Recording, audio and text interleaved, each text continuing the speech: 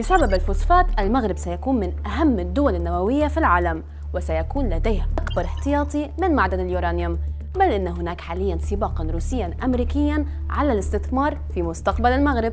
كيف ذلك؟ القصة يفسرها لنا عالم الجيولوجيا الأمريكي مايكل تانشم.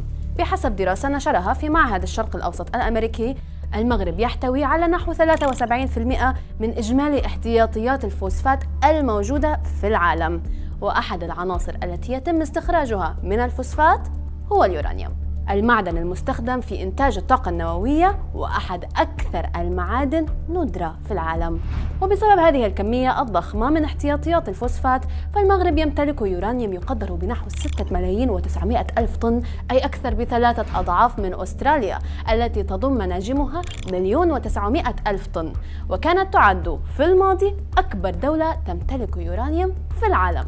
ليس هذا فقط، بل سيصبح المغرب قوة اقتصادية كبيرة وسلة غذاء للعالم.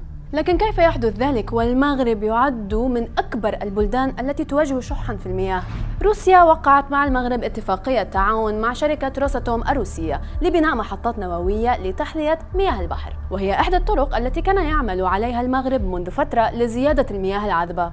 فهي طريقة تتسم بكفاءة عالية، لكن بالطبع تكلفتها مرتفعة وتحتاج لقدر كبير من اليورانيوم لتشغيلها، وبالطبع أمريكا لن تفوت الفرصة، فهي تخطط الآن لتوفير التكنولوجيا النووية للمغرب من خلال نوع جديد من المفاعلات النووية ابتكرته وزارة الدفاع الأمريكية بالتعاون مع ناسا، اسمه مشروع بيل، والذي سيدخل المراحل التجريبية في 2024. فهل يستطيع المغرب استغلال مواردها على النحو الأمثل ويكون أحد القوى الاقتصادية في العالم؟